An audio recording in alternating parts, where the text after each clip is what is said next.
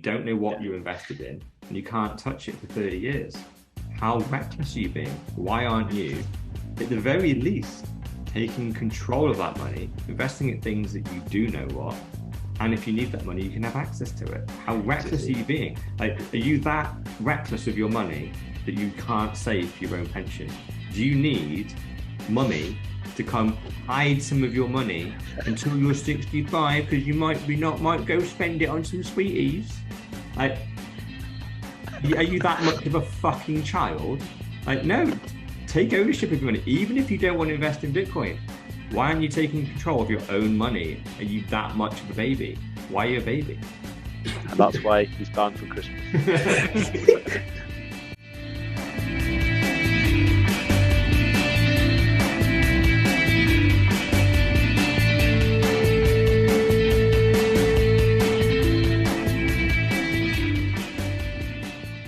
Yes, we are back, but this time the full house is a little bit different because we are three of us, but Young MBA is in the house. Welcome back. Hey guys, you all right? Regular listeners will know that he is a regular fan as well, and always joins and tunes in, joining myself, Sir Neverlook, aka the Excellence of Execution, and Mr. All In, aka the $1 Trillion Man.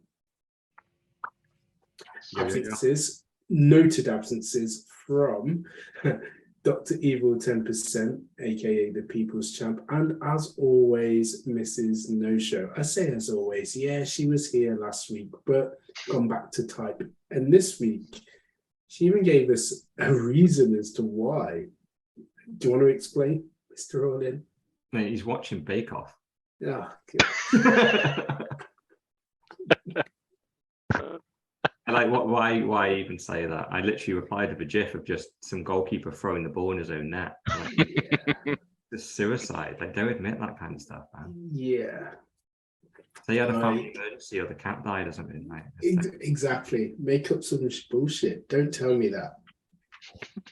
I don't expect anything less. That's why she's called Mrs. No Show, you know? Yeah. I gotta say, it was very strange hearing her last week. And that's, I just want to say, I wanted to join the pod because I'm not at work at the moment for the next 2 weeks, so I've got no time to listen. So I thought I'd hear it firsthand. And also, I did the third, 33, and the third of the second year, and I thought 69. It's got to be done. And then I'll be back in 420th episode. It'll be in about 3 years' time. Yeah. Yeah, you'll definitely be dead, Mr. William. Suicided off. I'll be banned from the real world. They ban me from the digital world just about everywhere, but I'll be banned from the real world eventually. They'll come get me. You'll be fully off the grid in all ways, shape, and form. Unsustainably. Yeah. I'll die by suicide with 2 shots to the head. Like the classic Clinton suicide. How do you shoot twice? Don't ask silly questions. You just...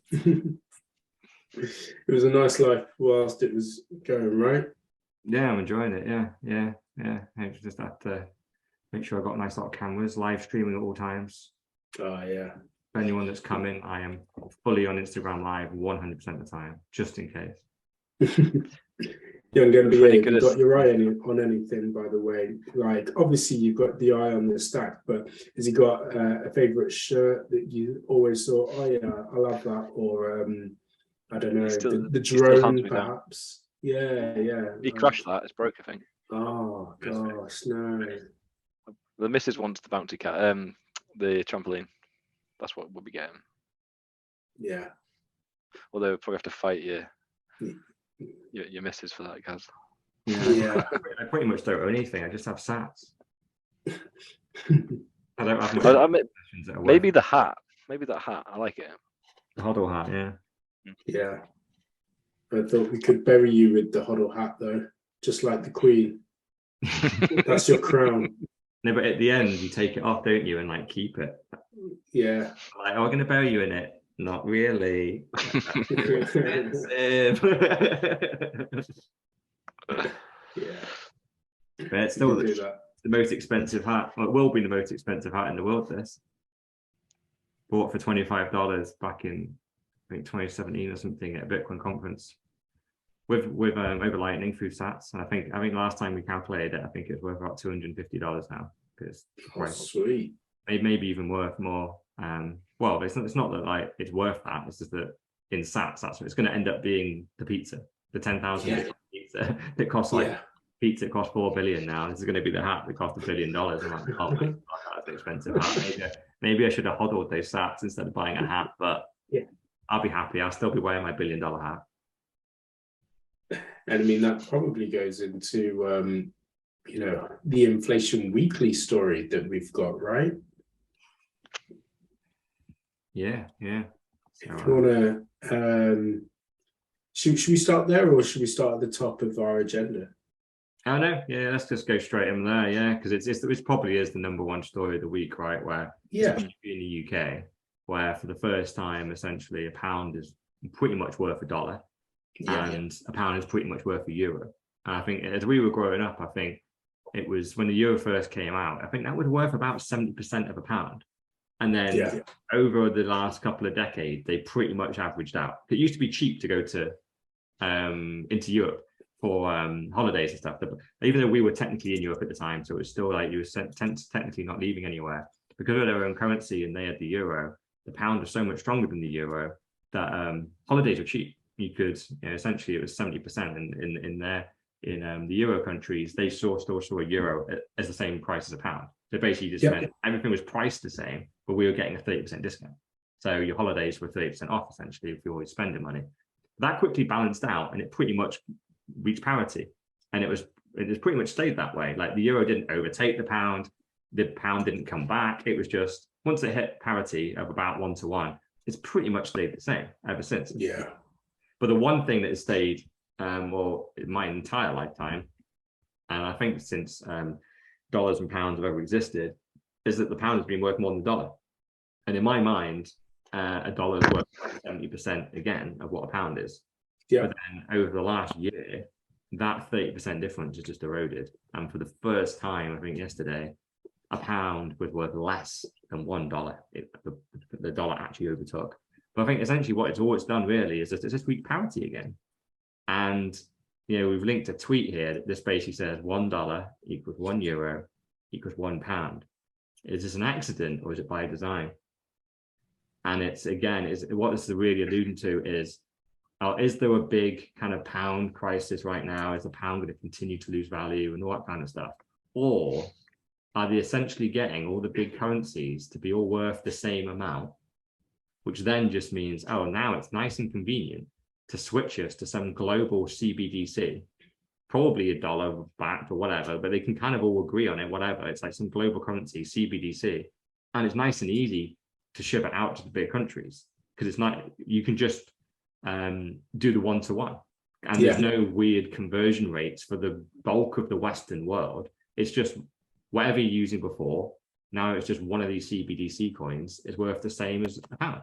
And that's the kind of conspiracy going around right now. So I don't know if that's really got much legs or not. Who knows? The pound might bounce back in the next 2 weeks and it's back to the 70% and 30% premium again. But I don't know. What do you guys think? Well, now that I actually know a lot more about money than I did, 20 years ago when the euro was actually began into circulation, you look back and you think, well, we know that all currencies go to zero and that all currencies die. And to your point, we used to have the Belgian franc, the Cypriot pound, the French franc, the Irish pound, the Greek drachma, Italian lira, the Maltese lira, Dutch guilder, all gone. And it's all gone into the euro. Mm.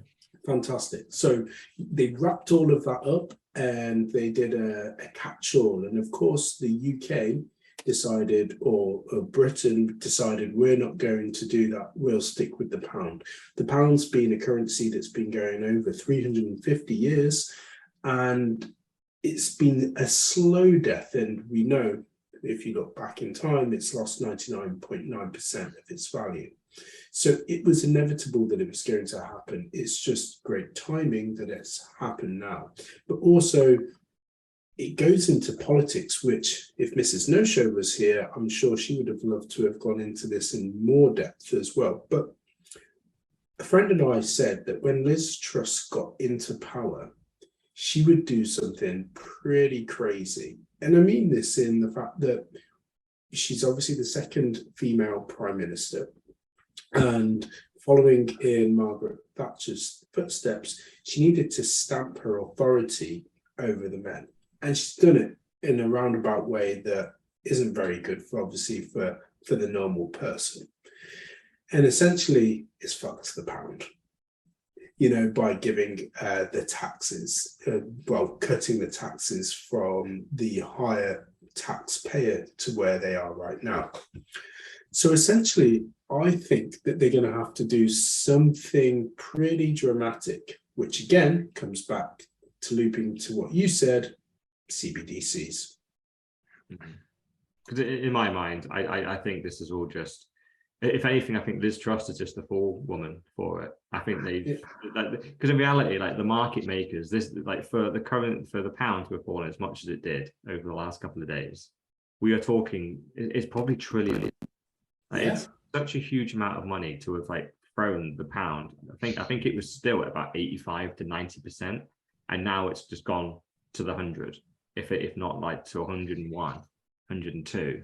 And you just go, if they just waited for Liz Truss just to do something that affects the economy in some shape or form, and then go, there you go, there's our excuse just to bring the pound and the dollar into parity. Kind of Boris Johnson was one of our boys. He's like, one of the lads, like he's an Eton lad, you know. And I know like Liz Truss technically, I think probably is a WEF woman anyway, but I think she's probably a little bit like a Theresa May, which actually, yeah, she was prime minister, wasn't she? So yeah, so she'll be the third. But I think Theresa May was a puppet, but then also just the forewoman for the Brexit stuff.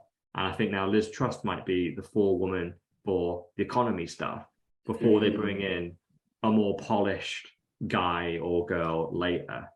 So, but it's just an excuse, I think, just to get the currency to match the dollar. Because I think America just are desperate to look good. Because I've only listened to a little bit of commentary on this, but people keep saying, oh, it's not the fact the pound is weak. It's like the pound has fallen, but the dollar is really strong. Yes. And so how the fuck is the dollar strong? Like they have printed, they've doubled their supply. Their economy is in wrecking ruins. Like they got Biden as president. They're one bad move away from starting World War III with Putin, if you believe all that bollocks. And I go, how is that a strong position for their economy? They're removing all their manufacturing from China. They've got a load of energy shortages that they've cut off from Russia.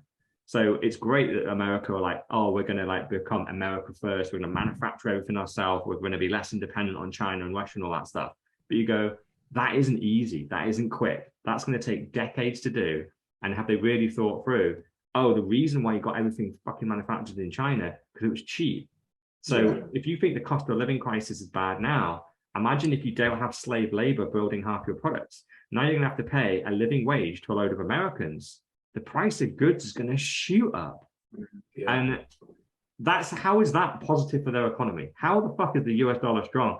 I would love to hear the argument to say America has a strong dollar, because it's just absolute bollocks to me. So again, it's one of those, I've only looked into it a little bit. I tend to ignore a lot of this stuff. But once I just heard like a little couple like 2-minute clips on Twitter, and once I hear, oh, the dollar's strong and the pound is weak and da-da-da, I go, yeah, I'm smelling bullshit. So everything you're saying is largely nonsense. So I kind of look for some Bitcoin reviews, and they go, oh, they're just trying to get a one-to-one parity for everything. That's easier to switch it to CBCC. And they're just using any excuse to do so. I'm like, well, that's more believable than the bollocks that the mainstream media are telling me. So I'm back to that. I'm back to just reading a couple of tweets and going, probably right. Who knows? Mr. Bill's young MBA. Yeah, it was the thing you said about how's it going to help the economy. It's not, is it? Because one pound over here is not going to be translatable over there. It's going to be basically our wages aren't going to match what we need to be on to to pay for stuff. So that isn't going to help the economy. And I was thinking about how does the dollar compare to Bitcoin? And I'm pretty certain, don't know where I've got this, so I haven't got a reference, but I'm pretty certain it's around about 67% decline, isn't it, in the dollar to I know exactly where you got that from. That's our next link. So you're linking our next story. Is that what it is? Oh, there you go, beautifully done. Have a look I've read it somewhere. It's to say the tweet. It's like you'd been here before. Yeah, that's it. I was here to join these Open up link 2 and then you'll see it there. Yeah. Yeah, man. So it's obviously that's the link 2. Link 3, sorry. Yeah. Oh, I see. Yeah. Oh, there it is. There you go. I do see it somewhere. And it's interesting, wasn't it? Because if the dollar's doing that great, Bitcoin's doing very well, then, isn't it? So if you're using the same theory, do the math, buy Bitcoin. Yeah. It's an independently solid thing. But I was thinking as well, if going back to about making, because realistically, a CBDC thing isn't. I can't see them just lumping that initially. I think the transition is going to be like we did with the euro, is going to be moved slowly to the dollar. Because I remember when I did a year out, a number of about 8 years ago, and when you go through all the third world countries, they don't want you to ever take any of their currency out of the country, but they want you to bring dollars in, and then you can do the exchange there. And it was because dollar's so powerful, and it is the global currency. Even though sterling's kind of well sought after, dollar was the one that everyone could change and you could spend. So I think if we were to lose the pound, do you think that's the last bit of sovereignty that we would have in the country? And going back to the conversation we had today about Charles, eventually when he goes and then we bring Wills in, he wouldn't. I can't see him letting that happen right now. But I think that because obviously they do have some power. I know that they're not. They can't tell the government what to do necessarily, but it's a big thing, isn't it? Their face is on all the coins. Like, what happens if it goes to the dollar? Yeah, well, imagine like essentially that number one, the royal family have no say on it. But I think literally the Queen has been like literally the face of the pound, right? So what a better time before you've really rebranded the pound over the next couple of years, just kind of leave the Queen on it because everyone's just used to it. But don't rebrand it to Charles, because that then infers you're going to use that forever. This is kind of the perfect time. Weirdly, having even you mentioned that, I just clicked a couple of things. Of course, this is now when they do it. This is the perfect time to essentially switch the pound off. Princess, they go, look, the economy's weak. You're not attached to the picture on the Queen on it anymore. She's dead. She's gone. What a perfect time to transition into something else. And it's going to be some form of global CBDC that the entire world will want to back, and that's essentially going to be backed by the WEF and all that type of stuff. It all just feeds into the same stuff, which we've literally on this podcast the whole time we've been saying like every currency is going to go to zero. Like the pound is virtually at zero. It doesn't feel it, but it is at zero virtually compared to what a pound would have bought you 200 years ago. You could bought a house for £1.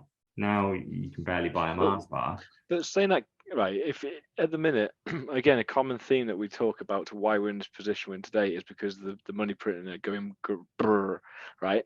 If it goes over the waters, we lose a massive function to keeping our global economy, or just printing it off to shed out. Admittedly, a lot of the money we shed out is to America. Well, you get a lot of farmers. What happens? You get strong armed.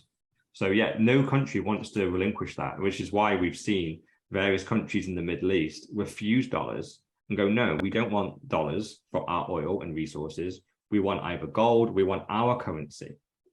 And then what happens is America goes and does some freedom bombing on them, and they suddenly, their entire government get changed around, and they get forced to accept dollars. So for America and Britain, they wouldn't bomb us. It's just going to be a political thing behind the scenes to go, look, we own you, you little bitch. You need to switch to dollars. And we'll go, no. It's like, look, we will fucking bomb you. Like, we will bomb you if it has to. We'll bomb you under Allah or whatever. Yeah, we'll formulate some form of... We've already kind of broken our relationship, haven't we, through Brexit? Through no fault of our own, because the US and the UK relationship is a strained one now. Had we have been in Europe, we would have had more allies, but we don't. So they're happy to kind of take a sidestep away from us. But also, I think the US dollar then becomes a coupon to us, doesn't it? And that coupon to us is only redeemable with them because the coupon is no good anywhere else. So if we do take it, like you say, we're kind of hampered to only do what they want. You're on that note, slave. I was just thinking, with things aligning, you think so. You said we wouldn't have as many allies now we're no longer in the EU. You could argue that the reverse. We have less constraints because we're not in the EU, so we could jump across and go into it. And then obviously, UK and America together, Europe is probably sensible to start following, and you probably chip off a few as you go. But if we were still in the EU, there's a number of, I can't remember how many countries there are, but there's a lot of votes in there, isn't there? A lot harder to pass things. So we're probably more vulnerable, which is like you say, less allies. But ultimately, if it is the whole, making friends behind the scenes and backhand deals, then yeah, it's easy to do, isn't it? Less loops to jump through. Do you think we're any closer to winning the Eurovision Song Contest that way? True, yeah. Maybe one day that would be good, wouldn't it? No. Yeah. Also on the printing of the currency as well, it just goes to show what a mockery fiat would be, right? Because for 70 years we will have trusted those silver, gold coins and obviously paper notes with the Queen's face on it, to then all of a sudden switch over and then trust these silver and gold coins and then paper notes with Charles's face on it. Charles is 73. He's not really going to last that long if you look by the size of his fingers. So then you're going to move on from Charles, and we're then going to get some new silver and gold coins and paper notes, but this time with Will's face on it. And all of a sudden you think, hold on, I've gone from trusting this old lady to this old man to this young king in a matter of, it could be 5-10 years, let's say. And what makes this any more valuable than what I was previously using? And it just exposes a whole fiat, legacy, doesn't it? Yeah, but the good thing is about all this is obviously it's weird that it's happening on our shores for once. Obviously, if we were in Venezuela or Argentina, Turkey, we'd have been talking about this 10 years ago, and now we'd be in panic stations and probably 100% in Bitcoin, because if you weren't, then you'd have been wiped out. They've had massive hyperinflation. So it's just weird that you think, oh wow, it's coming to the UK, and could hyperinflation come here? It's like, well, we've had, kind of crazy inflation generally. They say it's like 6 to 9%. In reality, we know it's more like 20 to 30 in any one year. But now, not only that, America's having the same, yet they are still performing 30% better than national currency. So how long can that continue? It's going to be if that carries on. So all it's really doing is all the currencies, all these fiat currencies, which we know are Ponzi schemes. Obviously, no one wants to give up the money printer, but eventually the money printer stops having value. And on the global kind of stage, people don't care the fact that you've got more pounds. They just go, we don't want pounds. So suddenly the price of the pounds start dropping. And everyone just wants dollars. So we kind of knew that the global currency of the world is dollars. So all the other fiat currencies were going to fall first, and they have to fall into the dollar. So it's weird. They kind of, each time the dollar has trouble, they pick up another country and they can keep going. But eventually the US dollar is not backed by anything still. It's still the same Ponzi that was falling, that folded into that one. So we know what's happening, which is why I say this tweet is so good, because it's the last 4 years, every other major currency has fallen. So the pound here has fallen 22% over 4 years against the dollar. The Japanese yen, 23%, the euro, 18%, Canadian dollar, 8%. So everything is folding into the dollar. For the one currency that isn't, the dollar has fallen 67% against Bitcoin. And that's why we're all here, right? All the currencies are slowly but surely being eaten by the dollar. But there was a great meme, we didn't link it on here, but there's like all the little small fish, all the little fiats. Yeah. And then there's a medium-sized fish called the dollar that's swimming behind, eating up the smaller fish. Then there's a big whale behind it, and it's called the BTC. and that's going to be the thing that swallows up the rest, because that's the only thing that's sound, right? And it's like when I was saying about all these different things that you hear around, you know, the various stories of why certain things is happening. I always just do the smell test on it and go, does this even slightly make sense? And you just look at it and go, right, should all the currencies be folding into the dollar? It's like, no. Is the dollar genuinely better than these other currencies? It's like, no, it has all the same frailties, and the country is not in a good place. It is not strong. But then you look at Bitcoin and you go, does Bitcoin in a strong place? Is that looking good? Is it looking strong? I go, yeah, Bitcoin is looking so strong. Its use case has never been bigger. The users are never bigger. The hash price never. There's the meme. You got it. Yeah. That's what I like as well is in the comments. Did you see Nayib Bukele? It says this was on the 27th of November 2021. I'm really concerned about the Bank of England printing money out of thin air. And then yesterday, he's gone on to say, I told you, Bank of England. I saw that yesterday, actually. I think, was it yesterday it came out? I did see that. Yesterday, yeah. I've got like $250, like just left around from like a Vegas trip. I went, if I keep hold of this, I'll be able to buy a house in the UK soon enough. I've always had a question when you've talked about this sort of thing in the past. What I don't get is, you know, governments are always about hedging. Why on earth don't they just print a shit ton of pounds, dollars, whatever, buy up all the free Bitcoin and then just delete it, or like smash the wallets up on cold storage and just make it out of? They could probably hinder it. I know they're going to be getting bits, but they could mop up a fair bit, couldn't they? Yeah. I know the price would go up with it, but then people would sell and they could buy it, and they're basically, you're forcing people to go back to fiat. Inadvertently, you're buying it at a high price. No matter what price you buy it at, it's going to keep going up. You get to a point where all the whales then sell, and then you just keep buying it up, and then eventually get to like $1 million, but then it's really fragile because then it's all held by them.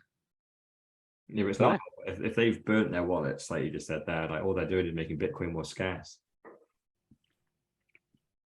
True. They need to be able to, like, if the governments went out and bought a load of Bitcoin and then just burnt the keys, they'd send the price sky high and never come back down. There's no sell pressure. What they could do then is they could keep it then and just sell it to make it crash, and then it'd be so vulnerable. Keep it really stable for ages, then just drop it. And then it's such a high price that no one wouldn't get on it. They almost definitely are doing that right now. If you have a look at the price, sometimes like the sell books are so full of sells so consistently for so long, it looks like there's systematic selling that is happening that's looking to suppress the price. But we know the good thing is about this is, and the problem with, because people have always said this about silver and gold, they think the price of silver and gold to be much, much higher. But the problem is no one knows the total supply of silver and gold. Correct. So they can keep printing more and more paper silver and paper gold. And every time the price goes up, they can just sell fake gold and suppress the price. The problem with Bitcoin that they have is, they can buy billions and billions of it up, and then they can sell like 20 million a day, every day for a year, to offload that stuff and really create. And obviously, like, keep a couple of billion back and then just dump it, just to when it hits the bottom, dump another like 3 billion or something on the market to really try and dump. The problem is they can only do that, well, like a finite amount of times, because then they're out of Bitcoin. They can't just print some free Bitcoin. If they want more Bitcoin, they're gonna have to come on the market and buy it back again. So they can manipulate the market to a certain extent, but the scarcity kind of screws them. And eventually, because the amount of buyers is growing and growing and growing, the price just keeps mushrooming up. So no matter how many times they slam the price down, the price just bubbles back up again. They can slam it back down, but then it bubbles back up. And each bubble, it gets bigger and bigger and bigger. So because it's genuinely scarce, but provided we can't create paper Bitcoin, then we're all good. Yeah, I guess what they don't understand is the more they keep suppressing it, it's beautiful because it's stacking more in it. But the thing is, if the price goes high, then the normal guy that doesn't really understand this, we're even less likely to want to buy in. So it means, if it goes to £1 million a coin, or equivalent of, people are less likely to want to buy in because they'll be like, what's the point of putting a couple of K in? It's nothing. And so people are just going to get wrecked. in the long term if all the fiat goes into Bitcoin. So is there a way of them doing this? Is that because they wouldn't be doing it unless they've got an end game, surely? Well, ultimately, for those that do have an education into Bitcoin specifically and understand it, it's fantastic, because what you're doing is you're feeding into the narrative of what we say each and every week of just stack sats, and then hyper Bitcoinization will happen. But I'd also go so far as to say, that if they hate it so much, which I don't believe that they do, they should be actually trying to print the money that they're printing and putting some Bitcoin on the balance sheet somewhere, ultimately. And I think that's where they will get to, but it'll be too late. And then they'll realize we should have been doing this from way back when. Yeah, it's not much left for them either, is there? That's the thing. Correct. And your whole point about people aren't going to buy Bitcoin at a high price and stuff, you're basing that on the world that we live in today, where the pound is relatively stable. You show me someone that doesn't want to buy Bitcoin at $1 million, when the pound, like £1,000, doesn't buy you a loaf of bread anymore. Now show me that person who goes, I don't want to buy any Bitcoin, because it's a case of, are you going to keep the pound, are you, that is devaluing by 94% a day? Yeah, no, you're not. You're not going to accept wages in pounds anymore. You're going to look for another currency, and you're going to be very salty and probably very gutted that you're buying it $1 million, because you probably watched it from 10,000 all the way up there. But that kind of eventually, I always say, you get it at the price you deserve. And if at the price you deserve is right at the last minute, when the Titanic is literally going down and you're underwater, and that's the first time you realize the boat was going down, because that will be when a loaf of bread is £1,000. It's like you had so many earlier warning signs to show you this, but it took that for you to finally go, the last little bit of money you've got, you convert it into Bitcoin. But like I said, most people are going to go down with the ship. This is every single time a currency goes from one to the other, the majority of people deny it right the way and get completely wrecked. And it's their future generations that have to rebuild that wealth. So this is very common. It's going to happen. It's sad. It doesn't matter how many people we try and educate. Most people are going to call us crazy and not believe us and stick to what they know, regardless of how much evidence you give. Yeah, and I think you did a good talk on it last week about educating your family and stuff, and even there's certain members of our family that don't get it still, and that's with you as like an ambassador for it. So the average Joe isn't going to get it, and I've had people come with me since crazy 17. Uncle Mr. All In. Uncle Nobbin. Yeah, Uncle Nobbin. Yeah, exactly. Like he's banned from Christmas, Mr. All In. It's easier telling him where he's not banned from, right? He even stopped going to the toilet. He just does it in his pants. Yeah, because I was just thinking, if you play it out and then you say a lot of people don't jump on the ship and they're on the Titanic still, what happens? Like, any ideas what that would look like? Is that just pure poverty and just homelessness, or is it just the world becomes a free for all? Is it like what would it look like, do you think, if that happened? Well, would it just be crime? Have a look at Venezuela. Have a look at Argentina. Like, it's happening now. Like, it's not nice. Like, when people lose everything, there's riots in the streets. They've got nothing else to lose. They are very, very angry. We've got average mums going in with guns into Lebanon banks right now, trying to rob the bank to get their own money out. That's what happens. And people think that can never happen in the UK, it can never happen in America. Yeah, it can. And it will. And people think I'm nuts going into the country, trying to be self-sustained. It's like, look, when this currency falls, there's going to be violence for a number of years. It will stabilize, because what people end up doing is, once they realize they've lost everything, what people do, humans are very resourceful, and they'll suddenly go, right, I've lost everything, I'm angry. They'll try and take it out on the people that screwed them. And they'll do that for a period of time. Once they realize that's fruitless, because there's no money to get back. The money that was stolen is long gone. They essentially go back to basics and go, right, I need to provide for my family. I need to start doing work again. but this time I want to be paid in something that's more stable. And this time they will finally pick Bitcoin at that point, and they start to rebuild. And then there will be a very slow rebuild over like a 20, 30-year period where Bitcoin becomes the global currency. But you're going to have a couple of years in there, if not longer, of a lot of uncertainty, a lot of riots. And this has nothing to do with Bitcoin. There's nothing Bitcoin could do to avoid this. This is fiat that has caused this, and there's no way of avoiding it now. There could have been a nice, people have talked about a nice, easy transition. Can you transition out of fiat into Bitcoin? Unfortunately, what's going to probably happen is all the currencies are going to fold into the dollar. They're going to fold that into the CBDC in some shape or form. And pretty much overnight, that will crash from having some value to none. That's what's probably going to happen. And it's going to wipe millions of people out, if not billions. And people will die. Hundreds of millions of people probably will die, starve. It's very, very sad, which is why people are so passionate about Bitcoin, to try and get as many people on this train as possible. But I can't see a nice rosy transition. I see a period, pretty much probably a decade, of very hard times. Just as we always know, there's that cycle. We have hard times, then you have the rebuild phase, then you have the kind of the golden era, then it starts to decline, then you have bad times again, rebuild, good times. So what we're on right now is the decline. And then we're going to have a period of bad times, and then we're going to rebuild, and it's going to be good times. But the problem is we're like 3/4 away from good times. So if you follow that model, we're probably almost 50 to 75 years away from good times. We have to go through a lot of hardship, potentially 10 to 20 years of bad times. Then we have 10, 20 years of rebuild, 10, 20 years of good times. Then we all get fat and lazy. We have 10, 20 years of fucking it all up again. And then we have 10, 20 years of it exploding. We have to rebuild. And this is it goes round and round and round every 100 years. It's all been modeled. It's all very cyclical. Humans are very predictable. And unfortunately, I can't see, some Bitcoiners have gone, this time it's different. And I go, nah, come on, we make fun of people that say this time it's different.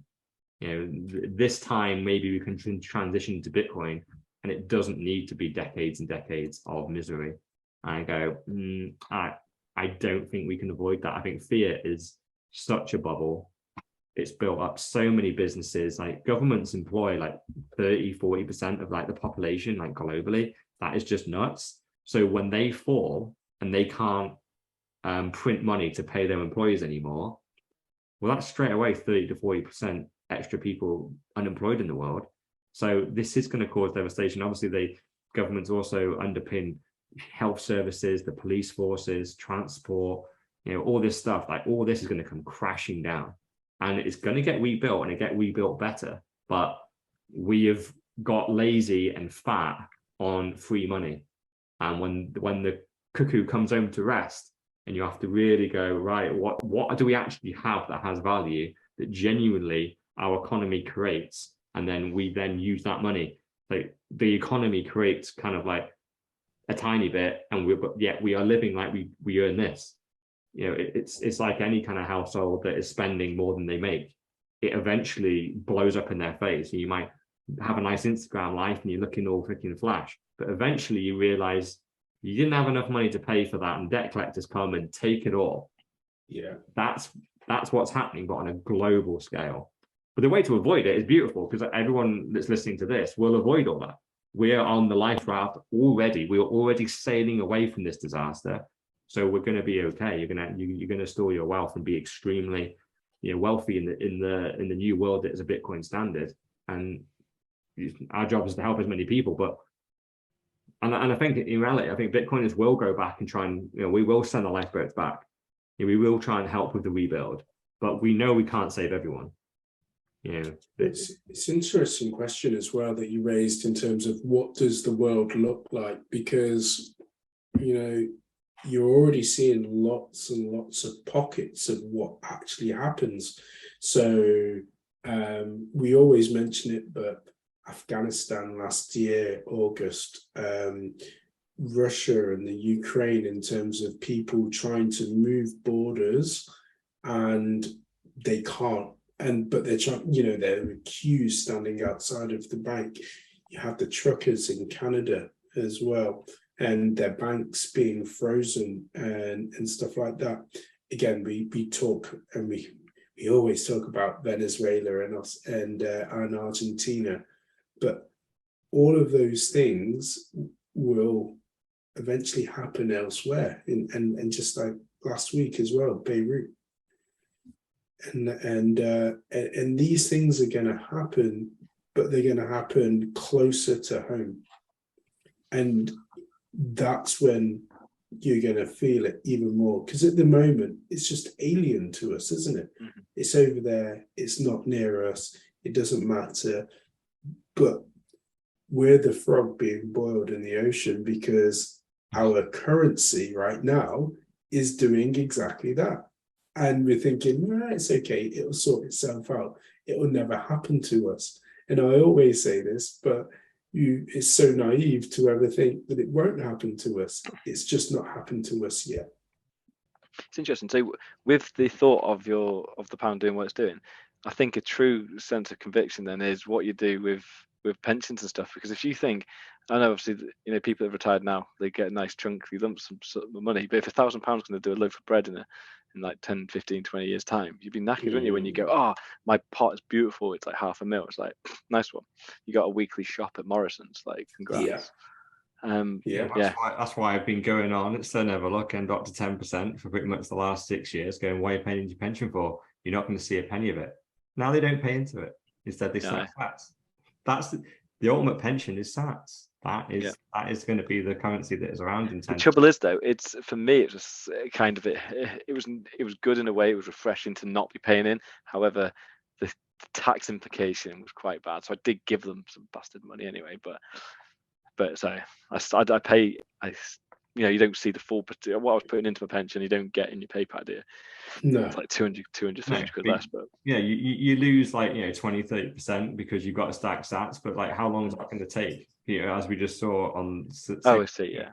Within 4 years, the dollar is the strongest currency. It's down 67% on Bitcoin. So straight away, if you'd have been investing in Bitcoin instead of the strongest currency that's performed is the dollar, you'd have outperformed it by 67%. So therefore, even if you'd have paid more tax on that money, you're now already break even in 4 years. And that was a 30-year decision you made there.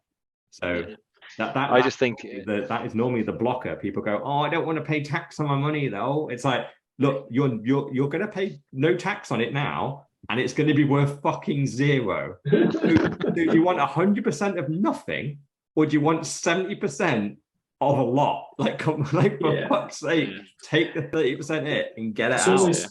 It's always difficult though, speaking to people to expand their time horizons, which of course is at the beginning of the Bitcoin standard, and thinking truly long term, because people are thinking long term from I'm going to put money aside for my pension. That's great, but they're not thinking financially long term. And as Dr. Evil 10% would always say, you know nothing about money. You don't understand money. Yeah, because I always think when people, because obviously it's one of those taboo subjects, you can't really tell many people that you've done, because obviously they're going to go, oh, are you crazy? You got a family to feed. Da, da, da, da. But my response to that, if I ever have to have this conversation, is if this doesn't pay off in 10 years' time, I'll know that, and I'll only be like 45. I've still got, pension age will be 70 odd, then still 30 years worth of working life. So I'm not too bothered. You know what I mean? If it doesn't pay off, I'll just be like you. In terms of, that's what you reply back to them. If it doesn't, we'll be exactly the same. Yeah, same risk, isn't it? Actually, to be fair, either side, isn't it? Yeah. Well, if anything, exactly. I just go, you've got a family to support. What are you doing saving into a pension that you don't know what you invested in, and you can't touch it for 30 years? How reckless are you being? Why aren't you, at the very least, taking control of that money, investing in things that you do know what? And if you need that money, you can have access to it. How reckless are you being? Like, are you that reckless with your money that you can't save for your own pension? Do you need money to come hide some of your money until you're 65 because you might go spend it on some sweeties. Like, are you that much of a fucking child? Like, no, take ownership of your money, even if you don't want to invest in Bitcoin. Why aren't you taking control of your own money? Are you that much of a baby? Why are you a baby? And that's why he's banned from Christmas. But yeah. yeah, because interestingly, actually, there was in the NHS, they're offering pension advice at the moment. So I signed up to it, and then a guy got involved in touch with me because I wanted to have a chat and see what he thought about pensions and about not paying into it and going that. Just want to see what they had to say. Anyway, he said, "Oh, you have to send me your latest pension statement." I'm like, "Well, I'm not in it." And he went, "No, I can't advise you then." So that died a quick death. That one. Mr. Orlin, do you think you'll be hosting Christmas this year now that you've obviously moved out? And that way you can't get banned from being at Christmas because guess what? You're all coming to me. That's a good point. Yeah, who knows? That'd be nice. But yeah, I'm not banned from Christmas. My family have learned to accept my weird ways, and they fully embrace it. Yeah. Cool. All right. So the next story that let's see, the agenda's just disappeared for me. 2 seconds. What's the first one that we had on there? Yeah, so basically it was a load of people that had shorted Bitcoin just got wrecked. That's right. Yeah. There was just before you jump on that, you know, one of the comments about the 67% between Bitcoin and the US dollar, I don't know, you probably read it. There are people are saying, well, if you do it over the last year or so, it's down 50-odd%, which that's understandable. Obviously, we've had a bit of a drop, haven't we? But that 67%, it'd be interesting to know what his time frame was, because if it's over the whole life of Bitcoin, it's way more than 67%. 4 years. Is that, did he say that? Did he? Yeah. Oh, fine. If you said that, I take back. I was just thinking, if people read that and see some of the comments, devil's advocate is it using stats favorably there? Oh, so just say 4 years, fine. I like math. But yeah, so what whilst we're talking about all these currencies crashing and all that kind of stuff, like it's kind of well, how's Bitcoin done? And I think a lot of people thought Bitcoin was going to drop. I saw Peter Schiff, a number of other Bitcoin naysayers going, with the economy how it is, with the pound falling and pretty much everything folding into the dollar, they assumed that, well, Bitcoin's the weakest of those, right? So that's going to fold into the dollar even faster. Instead, obviously a lot of people seem to be betting on that, but in a couple of minutes, 14 million was wiped out of shorts, and Bitcoin went from like 18K to 20, and yeah, we're back. We've just dropped a little bit. We're back to 19 again. Seem to be always at 19 when we do this pod. Yeah. But essentially, like, Bitcoin's just holding solid, right? It's one of those where there's probably a lot of sell pressure. As you can see, there's a lot of people betting on Bitcoin going lower, which puts pressure on Bitcoin to go lower. But the solid Bitcoin plebs are there. We're doing our DCA, and we're just stacking sats. And no matter how much they try and squash Bitcoin on whatever narrative they're trying to do, Bitcoin just keeps staying stable and fighting around this 19 to 20K mark. And I think they're really disappointed that we haven't gone a lot lower, because we should have, based on a lot of what's happening in the economy right now. And if Bitcoin was just this random tradable asset that you come in and out of and you make money, then you get out of it. But no, like, they're completely missing the fact that a lot of people believe in Bitcoin as to what it's going to do for the global economy going forward. And yeah, we're holding strong. And if you short Bitcoin, then just it's a matter of time to get wrecked. Yeah, I think. Do you think though it's a calculated? Whilst people are still trying to short Bitcoin, it's because they want to get more sats for their buck.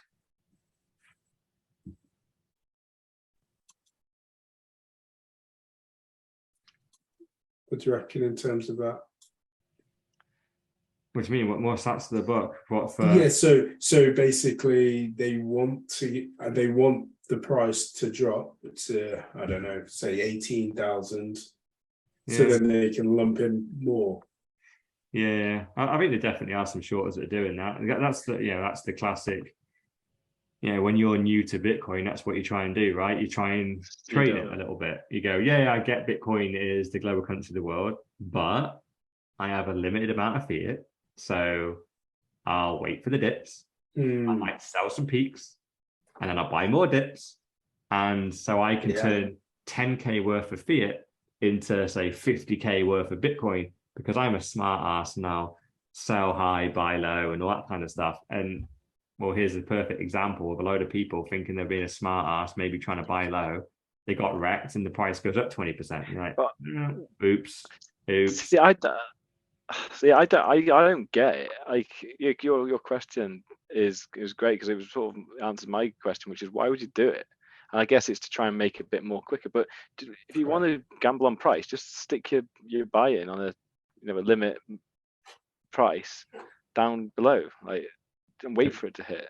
Yeah, well, you can make money shorting things, right? If you think something's going to go down, you can bet on it going down. You'll make money when it goes down. And I must admit, like if I didn't like Bitcoin and in reality, probably even though the fact I do, with the news around the pound, I'd have probably gone, that's going to have a knock-on effect and done Bitcoin a bit. I probably would have said that would But be you the case. don't know.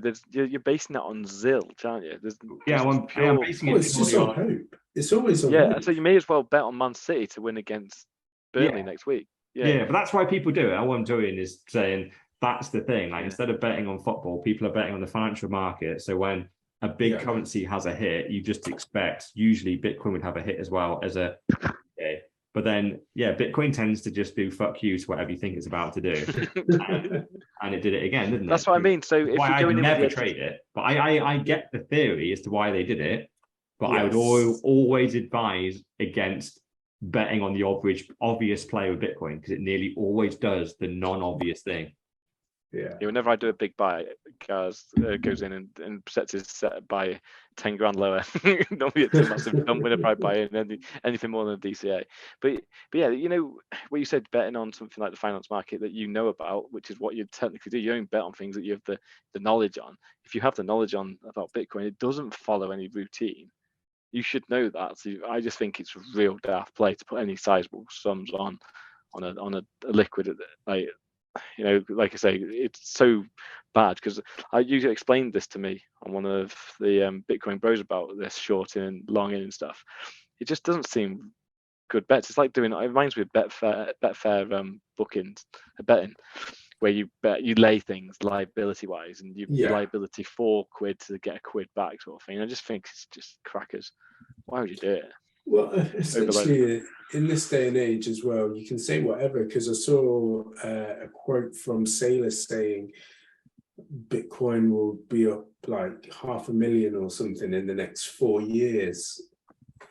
Yeah, you can say those throwaway comments and it might, but he has no guarantee to say that it will. Yeah. But putting your money where your mouth is in terms of trying to short the market, yeah, fair enough. But I think that some of these people will also be leveraged to try and do that. So they'll borrow money on top, and that's where they really get wrecked.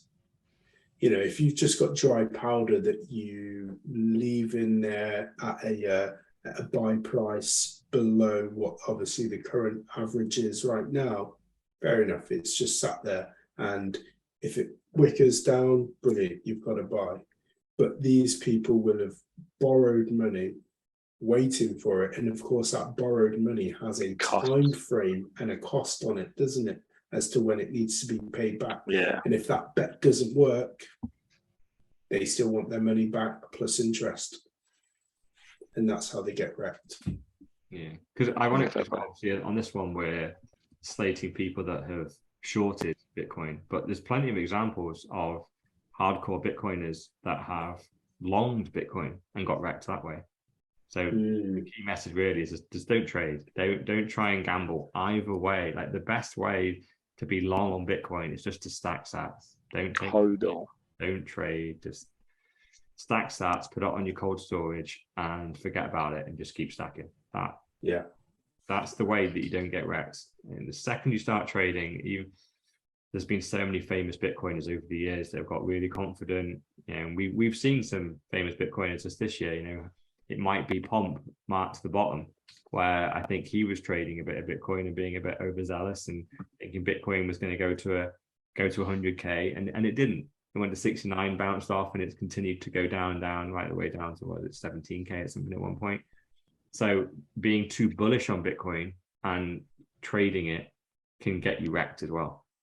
Yeah. Whereas everyone that just stacks sats and has a long 5-10 year time frame, okay, I was wrong as well about the price of Bitcoin last year, but it doesn't really matter.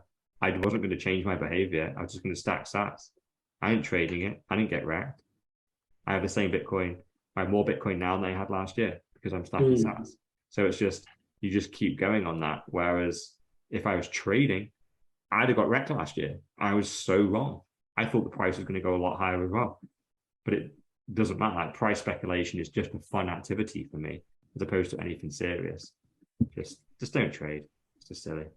There's a really good book that I've read by a guy called Brian Feroldi, and it's called Why Does the Stock Market Go Up? Everything you should know. And it's quite an easy read, but ultimately he gives real clear, plain examples of DCAing and why DCAing across your lifetime and portfolio actually works.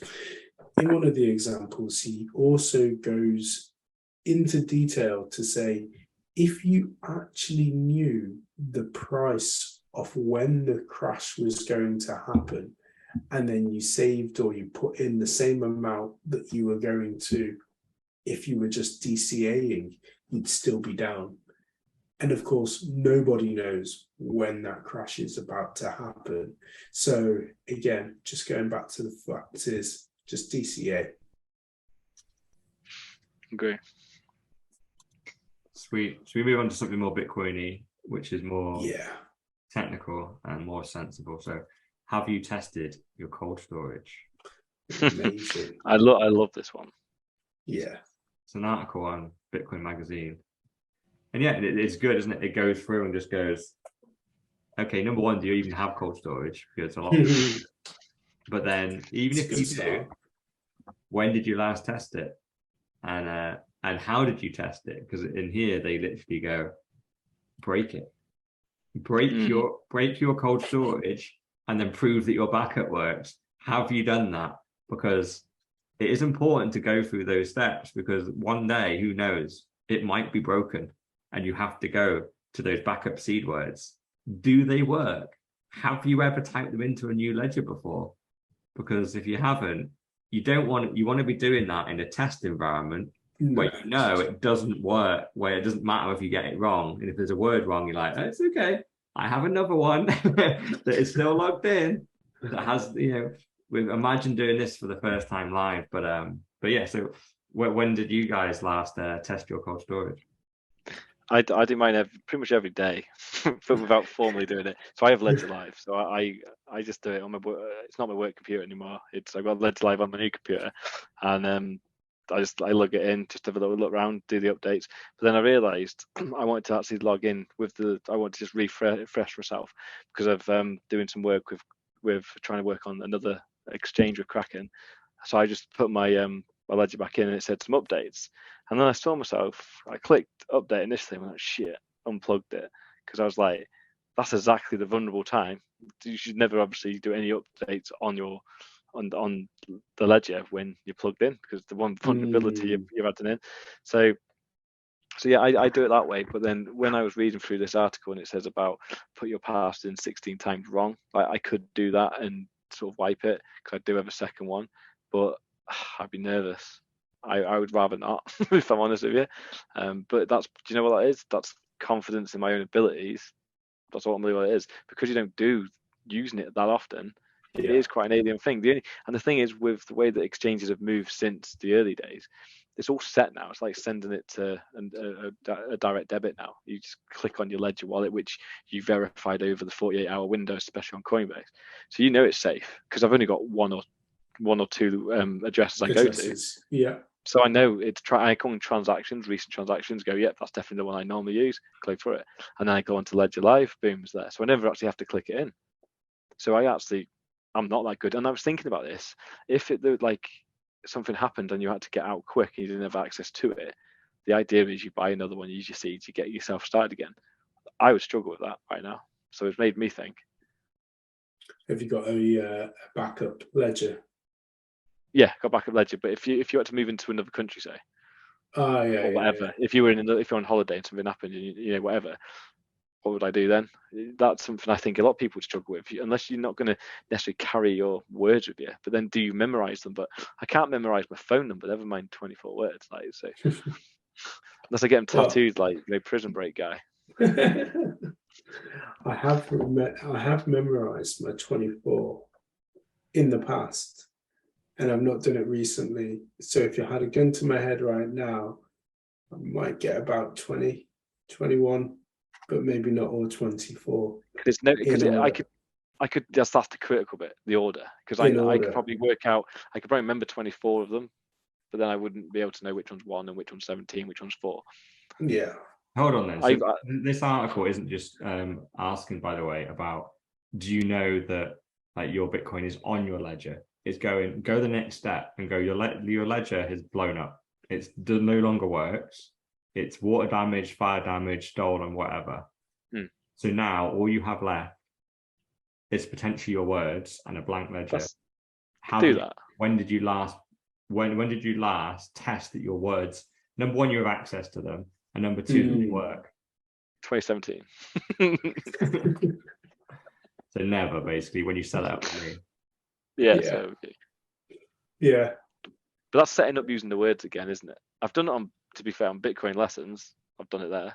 No, that's just I'm trying to teach you there how to use 24 words and all that type of stuff. Well, that's just going through, but it doesn't matter. Does it? I remember it was just lose your progress. This is your net worth is stored on a couple of ledgers. When did you last? We use those 24 words to prove that they worked and prove you know the process end to end. And obviously, like you pointed out before this pod, where it actually advises, type in your password wrong like 16 times, whatever it is, into your ledger to brick it. Go on, do it. Do you have the confidence to do it and still go again using your words? And if at any point that makes you feel really nervous, it probably means you need to go test it again. Because it means you don't have 100% confidence that you can access your funds in an emergency.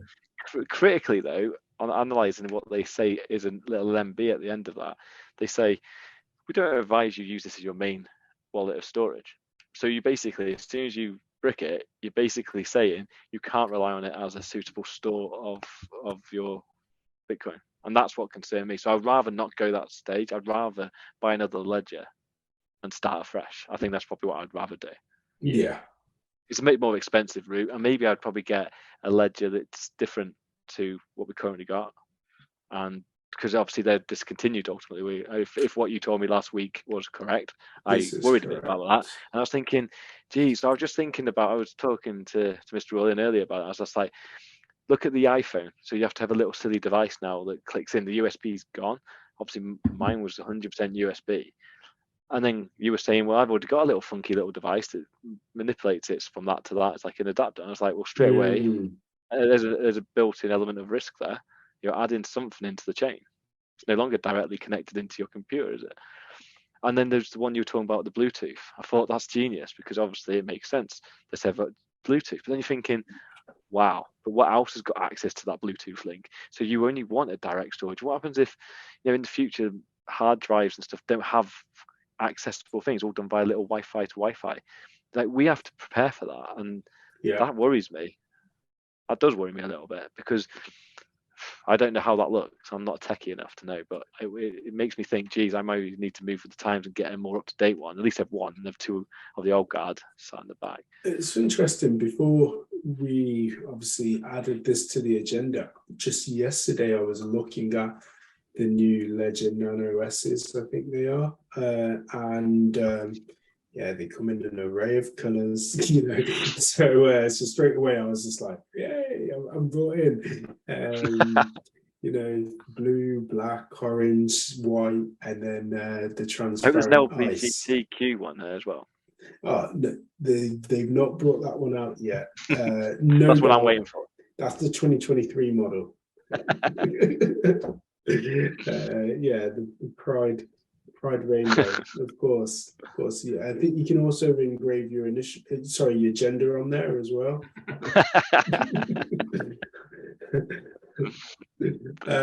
But yeah, I think staying up to date with the various different ones, it's got to be done, doesn't it? But I don't do it that often. I think last month I updated it, but I didn't do the whole 24 words reset. And yeah, I don't even know if I could do it to myself to go that far and brick it. Yeah, with this article then, is it saying, from what I understood, you have like your main storage of your own wealth, you'd have one that, like, say me and you both have access to as like a collaborative one, and then you have one where it's like I don't know, there were sort of three elements of ledger. I only ever know the one where you just put all your stock in. Would it be sensible to have two or three individual addresses in, so you might have a ledger for each one plus a backup for each one, so that'd be 6 ledgers? Is that like what they're suggesting you do? But then the issue with that is confusion, like you potentially overcomplicating.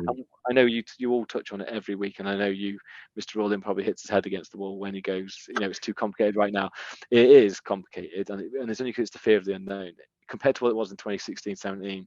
It is easy now, especially Kraken. I put 20 quid in just as a test the other day. It was it was like putting 20 quid on Revolut. It was the easiest thing I've ever done.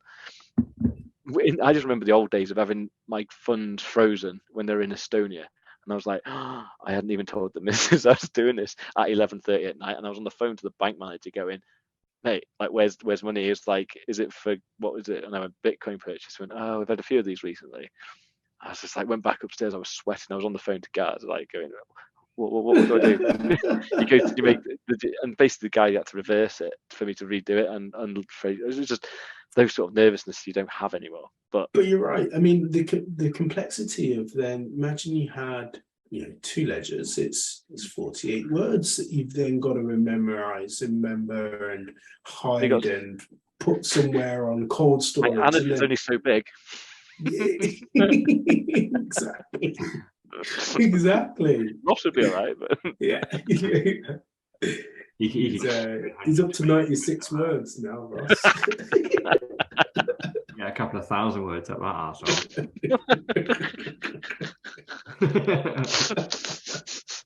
Get the old official Bible up there.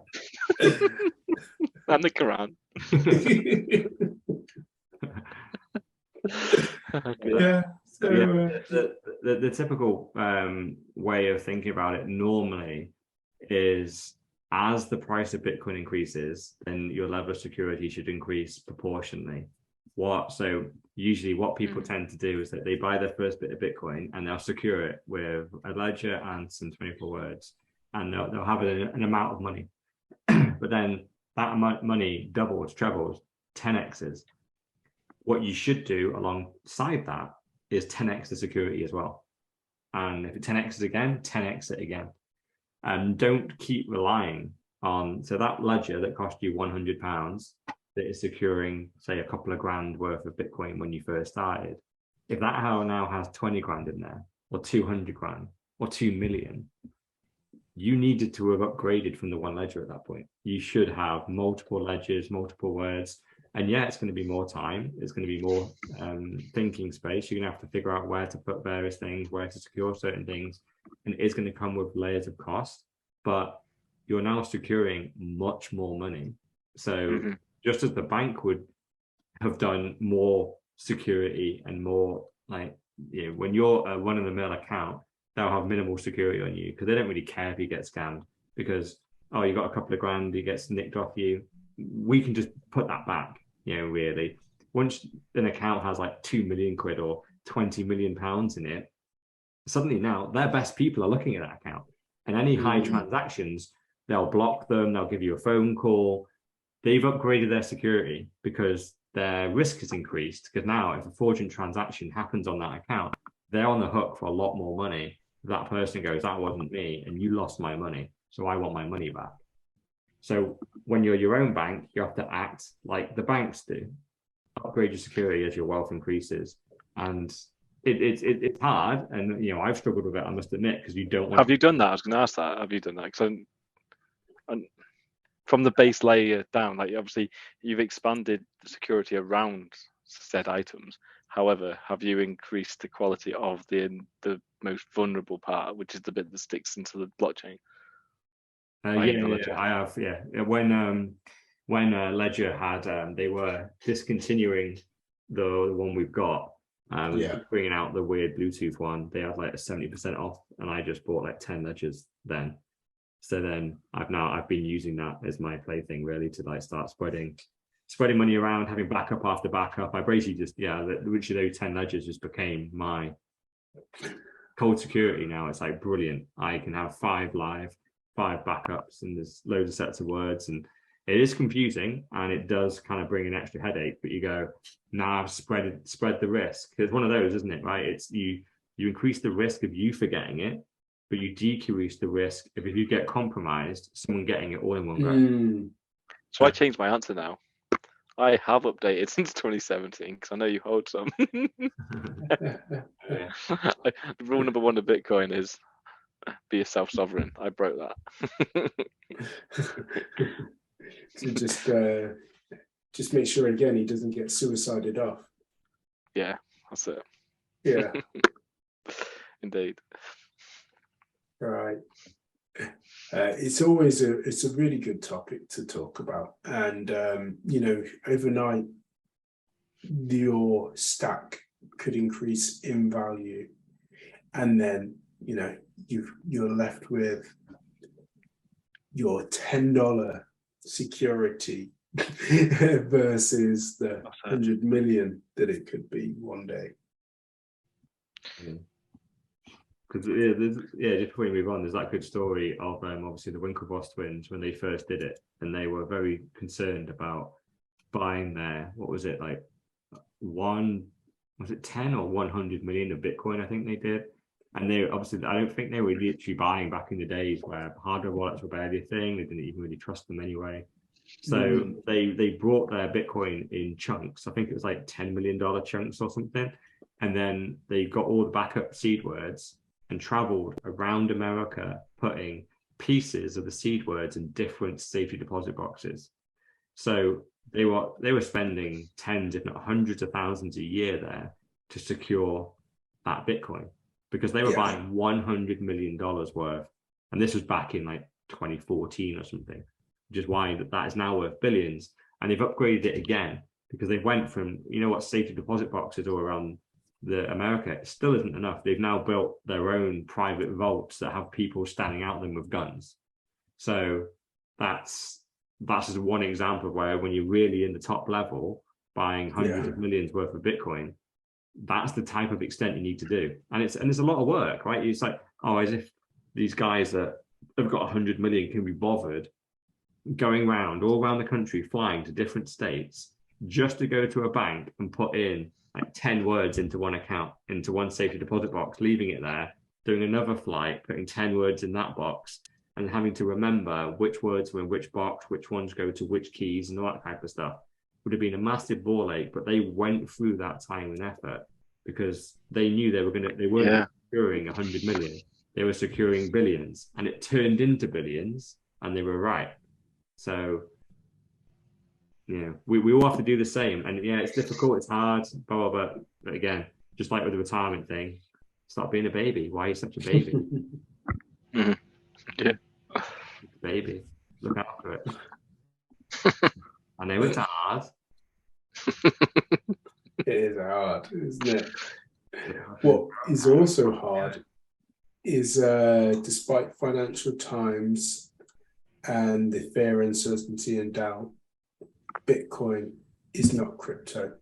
And too many people conflate the word Bitcoin with cryptocurrencies, and it needs to stop. There is Bitcoin and there are altcoins, aka shitcoins. The ecosystem is cryptocurrency, but when people use the word crypto and referring it to Bitcoin, that is wrong. And we are here to continually remind people that it is wrong.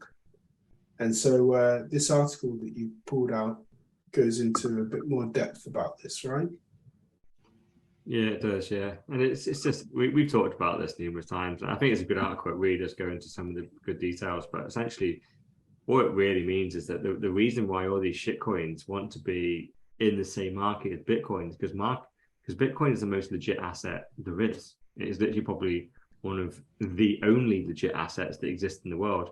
So of course, all these Ponzi schemes and scams want to pretend that they are not only in the same market as Bitcoin, but better than Bitcoin. Yeah. Of course, they want to be in the same market. So that's why crypto is always used by shitcoiners. You'll rarely hear a Bitcoiner talk about crypto in any positive light. Like we just go, no, crypto is a scam. Nearly all of it is a complete scam, and it's just full of sharks that are willing to try and take your money via various different Ponzi schemes. And yeah, it's Bitcoin and it's shitcoin. And crypto is not a thing. Crypto is just all the shitcoins, and Bitcoin is its own thing over here. It is, and going back to one of the articles we were discussing earlier about leveraging and shorting and stuff, it's ultimately falls in the same bracket, right? Because Ethereum and stuff like that, you could argue, has done well and is performed better against the dollar than most things, because it is, isn't it? It's probably, I would say, is it not basically the same percentage markup against the dollar? If you put $1 million into Bitcoin and $1 million into Ethereum, you'd probably be up about the same amount, wouldn't you? From maybe even potentially more with Ethereum. You could argue, because Ethereum in 2017 was 250, wasn't it, or so? Or obviously went up quite a bit in that year, and now we're sat at like 2 and a bit. And yeah, it's just that's the only one that sticks out, and that's where a lot of people would probably counter that argument of this. The crypto, if it holds Ethereum, there is clearly some value in there at the minute, obviously long term. But it's going to. We said that a while ago. We didn't expect it to continue, did we? As well as it's doing, and they've just done that weird thing where they just did the other week, and it didn't seem to have an effect, but negatively, anyway, did it? Well, the market can stay like silly for longer than you can stay solvent normally. What is it? Yeah. So it's one of them where, of course, like there's a lot of dumb money around, and yeah, still, but like Ethereum still dropped a huge amount. It's dropped a lot more than Bitcoin. Obviously, all the NFT bollocks have nearly all just gone to zero now. All the other shit coins have nearly gone to zero. So it's a little bit like with Ethereum. The noise on NFTs has definitely died down a lot. Oh yeah, like people have got hugely wrecked on NFTs, like hugely wrecked. Where literally, I actually do see, like how Saifedean said that, Ethereum is the mothership of all shit coins. We started this pod with saying that essentially the US dollar is the mothership of all fiat shitcoin. So as all these currencies are failing, the US dollar doesn't fall by as much because it's absorbing the value that was created somewhere else. That's what's happening with Ethereum, with all the other shitcoins. Ethereum has spawned a shit ton of shitcoins. They are all going to zero, one by one by one by one. All the NFTs going to zero, one by one. But Ethereum is kind of going, yeah, but we're still the platform, and we kind of absorb all this shitcoin. So the people that have got wrecked, the little bit of money they got left, they throw it into ETH. But eventually, all the shitcoins are dead, and ETH has eaten all the shitcoins. And then everyone's just looking around going, what does ETH do again? Oh, it doesn't do anything. Oh, and the music stops for ETH, and it goes to zero as well, which is what's going to happen with the dollar. So that would be my explanation as to why ETH hasn't fallen as all the shitcoins. And the thing is, it's also had this whole narrative of, we're moving to proof of stake. Well, now it's done it. This is the whole buy the rumor, sell the news. It's done it now. Okay, now what? Now fucking what? Now what are you going to do now? Now you're on proof of stake. Ooh, no one gives a shit, mate. You still links to JPEGs. And it's the only way is down from here in my mind. I can't really see that they're going to need to really come up with something. Like they came up with JPEGs on the blockchain last time, and for some reason that really created a lot of buzz and created billions of dollars worth of profit for probably like 10 guys that took off with most of the money. But I don't know what they're going to do next. But proof of stake now is here. Who gives a shit? No one. So what you're going to do with it. They need something else to like pump it again because no one gives a shit. So if you bring it back full circle, then so if CBDC is backed and goes onto Ethereum network, could that be a thing? They wouldn't put it on there, but they could put the CBDC on it. Well, Essentially, they could buy into it though, couldn't they? They you know what we always said, isn't it? It's Satoshi who, you know, there's no one you can put a gun to it. There is in Ethereum, isn't there? Yeah, they won't. They'll put it on some government database and pretend it's centralized, but no, they wouldn't be as silly. Like they're not going to give little Vitalik. Like Vitalik probably is a WEF puppet at this point. They're not going to give him fucking the global CBDC. Like, No. they're going to issue that like picking Biden is going to dribble on a keyboard and like press enter, and that's going to do it. Do you think you'll see the launch of CBDCs before Biden steps down? No, probably after, I'd say, yeah. Because I think Biden's definitely gone within 2 years, right? So I think is it 2 years? In 2 months, maybe. Yeah. Like, it could be 2 minutes. Like he could be gone now. He might have died on the call, but yeah. But he's got a maximum of 2 years. So I think he'll last the 2 years in reality. And I think it'll be after that. I think it's like the 20 to the late 2020s is going to be CBDC land, because I think they really want to switch things fast towards the end of this decade. So by 2030, they want the CBDC fully out there and initiated. So probably 2 or 3 years before that is probably going to see it. I would guess. We've moved quite quickly towards that becoming normalized, like with cashless systems. You go all over the place. It's all card, phone, wallet. You can even use your iWatch. You just click it again. It's so we're getting used to it. It's becoming normal, isn't it? To not carry cash, because before that we always had to have. You felt weak if you didn't have a few 20s in your wallet. Like you felt like, oh, I'm not prepared. Now you don't need it. You don't even need internet. You just need it on your phone. Don't use a card. So digitalize. And I think they have to do, which is over the next say like 2 years to 2025, is become cashless. Yeah. You can't do CBDCs before cashless. So you got to do cashless. Best way to. Then you've got to convince people that CBDC is the right thing. I think it's going to take another couple of years, and then you do it. It's going to take another couple of years for it to be used, and then by 2030, the majority of people will be using a CBDC of some form. Going cashless as well is going to cripple the tax non-payer. Oh yeah, all those cash and hand guys. Yeah, they're all going into poverty. Yeah, there's a lot of people that should be in poverty that aren't, because they do cash and hand jobs. And I'm all for it, you know, fuck the tax man. But by the way, I pay my taxes. But that's the least of your worries, Mr. Shadow Ban. Yeah. That's the only reason I haven't been suicided off yet, is because I pay my taxes. I do actually pay my taxes. So you found the one authority that he will respect. I always send the shit in the post along with it, but the money is in there. But yeah, so there's going to be a lot of people that on their tax return, you know, they are minimum wage workers earning like 13 to 18 grand a year. In reality, they're earning 40, 50, 60 grand a year. It's all cash in hand. A lot of that should have been taken in tax. And it's going to come home to roost in the next couple of years when we move to cashless. And again, that is just going to accelerate exposing kind of the fiat world we live in, really, in the fact that there's a lot of people that can't afford to live, really, and they are living above their means. It's going to be sad, but it's going to, again, these people that are going to get hit by that, they're going to default on mortgages, default on loans, and it's going to be sad. This is homelessness, starvation, all that type of stuff is coming. Even if it's just downsizing, losing a car, whatever. There's a lot of people that are kind of sole traders around the world, and come on, who knows a sole trader that doesn't take a bit of cash in hand, that doesn't declare it on their tax return? It's kind of just a known thing that they all do it. You know, it's kind of, they come around to quote a job, and it's like, well, it's 500 quid if you pay me on card. Oh, it's 450 if it's cash. And you go, well, I'll give you 450 in cash, and I won't ask any questions. You know, and it's like, you know that they're giving a 10% discount because it's worth 30% discount to them, because they're not going to declare any tax on that. But how many people are doing that around the world? And when we move to cashless, suddenly being a sole trader is much less attractive now, because you've got to pay tax on every penny. Yeah, for sure. And I do think that this whole cashless society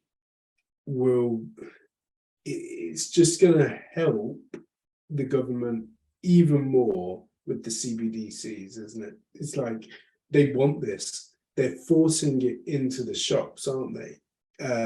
Even more. And then the normality of it for everybody else is like, I don't carry cash with me. There's less ATMs around, I find as well. So, they take those away. So then it's harder for you to take money out. I think, we're all watching it play out in real time. Yeah, we all predicted it and told, and because it's, not only do they want more control of your money, they want to, obviously, I worked in the industry that essentially was a tax collection service, really. I didn't realize it at the time, but the reason why we do AML and KYC is not to stop fraud. It's not to stop the funding of terrorism. It's to track any large amounts of money moving from one site to the other. So if any gains are made, then they are tracked and recorded, and the correct amount of capital gains and the right amount of taxes are paid. So I help that industry and help those products be better, and that's what the government is primarily doing. So you're going to hell. Yeah, I think I do that somehow, but yeah. So they care about how much tax they get, and so of course, when we move to a cashless society, the big benefit they have is they can 100% now see every single transaction is not happening off the books. Like they're all on the books now. So every single. So it's good if you're in the KYC and AML market, by the way, this will be good for you because there's a load of transactions that don't get verified and aren't KYC'd, aren't AML'd, will be now. Because all these sole traders are probably doing a lot of transactions that should have that type of compliance and regulation applied to them, and it isn't. But the downside of it, obviously, for them is they have to pay their taxes. But of course, it's the surveillance, it's the privacy side.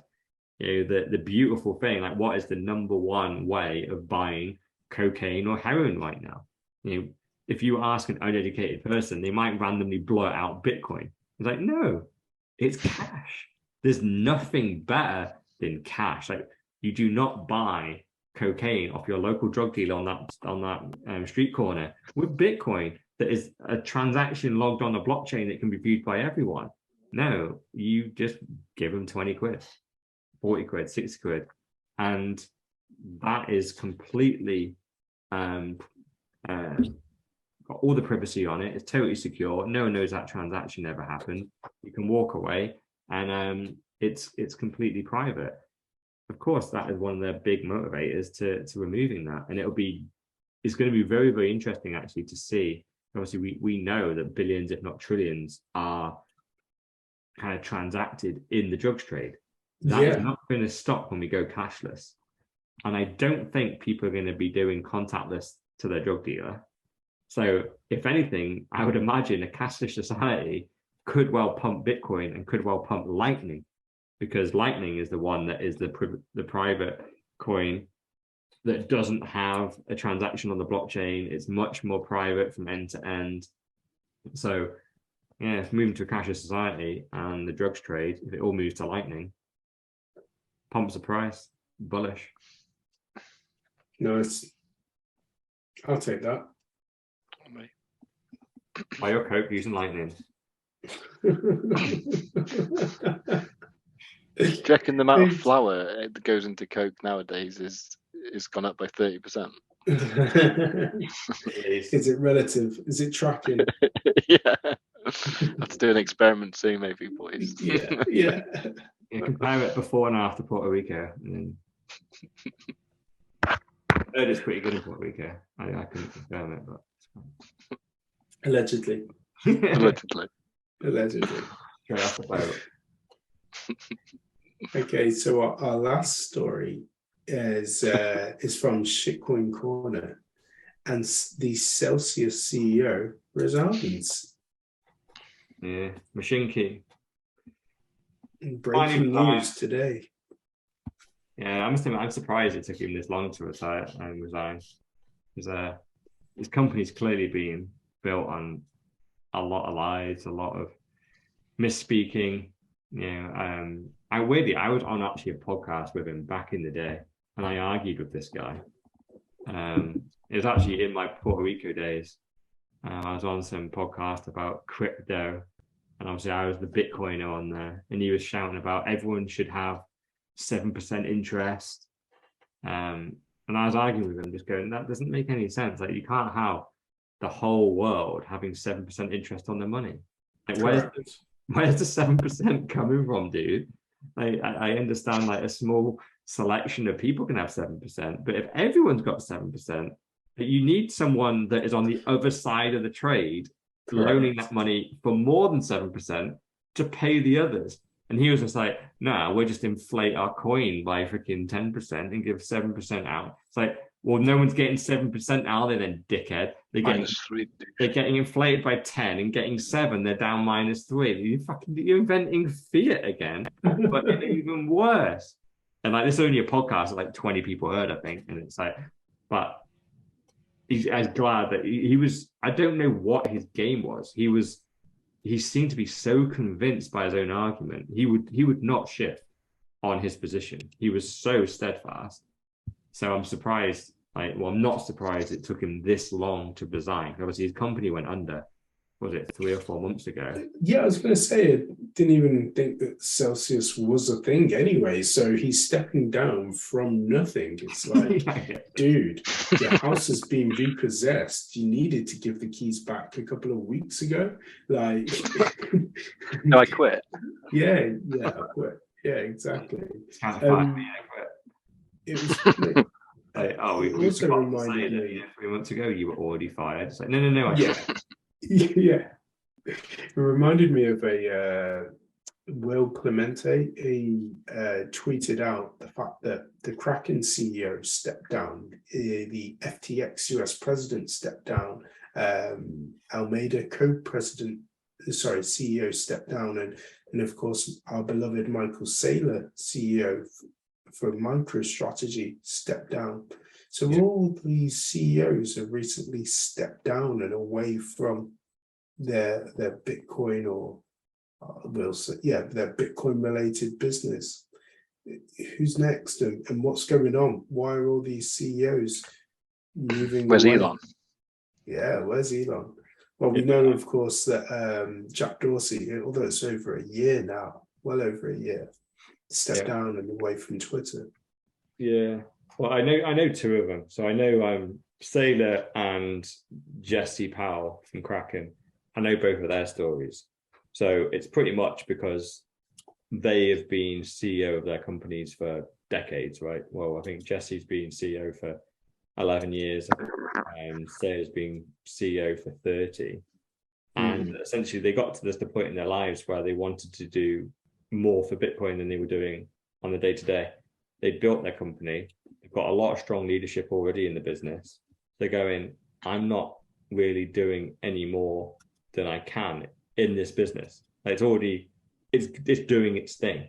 Whether I'm in here or not, it's kind of going to keep going. So I'm going to stay close to it because neither of those guys left the businesses. They're still chairman. So they're still coming in for their couple of days a month and making sure that business is still tracking on to the core mission and all that kind of stuff. They're keeping their eye on it. What they're doing is releasing 80% of their time, even 20% in the business, releasing 80 to go, what can I do outside of this company for Bitcoin? And for Jesse, it seems to be he's going into politics. He's looking to actually start lobbying the US government to be more acceptant of Bitcoin. So he's going that way. He looks like he's potentially going to run for office. Saylor he's dedicated himself to go, look, I need to be a mouthpiece for Bitcoin. I don't want to have my day job as CEO of MicroStrategy. I want that to be a chairman role, which I just look at occasionally. But my day-to-day job is I'm advocate for Bitcoin, and I want to dedicate myself 100% towards Bitcoin. And so that is what I think is happening. The FTX guy, who fucking knows? That's probably some scam. That's like, Who cares about him? Oh, the Celsius CEO is resigning. Yeah, he's a scammer and he's running away from his sinking ship. So that's all that. But I think the Bitcoiners that are moving away, they're not moving away from Bitcoin. They're just going, our businesses are as big as they could be and are now on a good course with a good team behind them. And I can be more effective now as a big personality stepping out and trying to influence the people that are the naysayers. And that is into the mainstream. They're trying to jump over the fence. Because in reality, when you're running MicroStrategy and you're on Bitcoin podcast, or if you're Jesse Powell running a Bitcoin exchange, you're kind of speaking to the converted most of the time. And I think he just wants to take himself, the same as Saylor, out of their comfort zone and go jump into the political world or the kind of traditional finance world and go and make it there. Go and spend your energy converting a load of those guys. And that is where they could move the needle. So I think that's what they're trying to do. Is that going back to the the rules of a true Bitcoiner as well?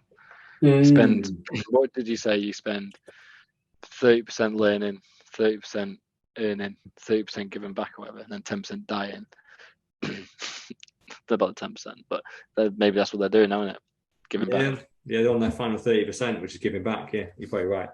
So they're not necessarily looking at personal gain now. But obviously they've got a little side thing on that, because obviously if they're successful, their stack of coins are gonna be good. But yeah, I think maybe they are. Maybe they are going, you know what, I don't need my name on the company anymore. I want to influence someone else. So maybe they are in the giving back stage of their careers as well. Yeah, it's a good point. It's like the Mormon religion, isn't it? Go and find more and recruit more. Mm-hmm. Shag more. Yeah. Not a cult. Any last thoughts, young MBA? You've been away. Over to you. Any last thoughts that you'd like to share with us? Any insights? No, I just can't wait to see what you get banned from next, Mr. Rollin. No, it's been really good, and I think the thing that I think most people that listen to this should take away is the storage thing, and I look forward to the next one, which you talk about security on, aren't you? And yeah, I think it's key to try and, I know it's the non-said word, but dumb it down a bit, and I think it is trying to work out. And actually, my last thought is what I was thinking when we were talking about it. Because you don't trade, you don't have to access that Bitcoin on cold storage. A DCA hodler is one that's always going to be at risk of poor storage or poor security, because they may well just leave it there. It's just a continuous transactional cost. And then I hear Dr. 10% says, like, you can do on whatever he uses, you can actually forecast it in, so it does an automatic DCA almost. It won't be long before they do the automatic bump it onto this other wallet. It won't probably be long before they do it. So it'll be completely an automated process at one point, which is probably a bit more dangerous, which is probably where your vigorous testing needs to come in, because you need to make sure that you're auditing that and make sure nothing happens to that process. But that's one of my reasons, because I'm not doing anything with it. It's just literally sitting there to grow. Technically just leave it there quiet, but that isn't necessarily the best thing, which has made me think today. Yeah, that's a really good point, actually. Is that available already, Mr. Allin, where you DCA and then it goes straight to wallet? No, it is not. It is not available. But yeah, who knows? It might be in the future. It will be. But yeah, because that's the best way, isn't it? Because it'll fully automate it. AI is the way forward, isn't it, with these sort of things? And that is, but you obviously just got to make sure it's vigorously tested and it's super simple. Like it's it's just a transaction. It's an algorithm. It's all just obviously you whitelisted your address and you send it to it. The problem is, like, the exchanges aren't motivated to provide that feature, because the more it reduces the sales, doesn't it? Yeah, trading. But what you do is you'd pay a premium for that process, wouldn't you? No, I wouldn't necessarily pay a premium for it. I just want exchange. No, like, if an extra couple of pence per fee. Because I don't think everyone would even click it. Like, I think the people that click that option would have taken it off anyway. So all you're doing is bringing more people that are like us guys on here to your platform, to DCA and send it off. Because you're just, I can set and forget. I know my wages come into this account. I've got it automated to send you money to there. You then buy the Bitcoin and you send it to my cold storage. That's beautiful. I can now just walk away and I just know my DCA is ticking over and it's all in cold storage and I'm doing nothing. That's awesome. Well, and exchanges resist that because they think, oh no, if we want you to keep your Bitcoin here so we can then loan it in the background and do all shady things like that. But those ones are always going to go pop and they're not going to keep people like us on their platform anyway. And we're even if they do this, like my Bitcoin doesn't stay on the exchange for more like 20 minutes anyway, but I would much prefer it to be like, I don't want to be going in, clicking buy, clicking withdraw. I would much rather it just be all automated. So it is a killer feature for it absolutely does though, guys, because if you set a buy in at 14 grand now, and then you get that momentary blip and it goes flying up, you might not notice that your sale was actually done, especially if it's middle of the night. It could be sat there on an exchange for a while, especially if it's, could be, couldn't it? So it actually allows you to do your limit buy and get it straight off. So it basically makes, and also what you were saying is bring more people to your platform. It's sustainability for your platform. Dumb money will run out. So you need to plan for the long term, because you're running your finances and your profit on people trading the altcoins. That is ultimately what you're saying, isn't it? But the Bitcoin money is hard. It's hard to trade. You would bring a shit ton of Bitcoin maxis to your platform if you had that functionality. You just would.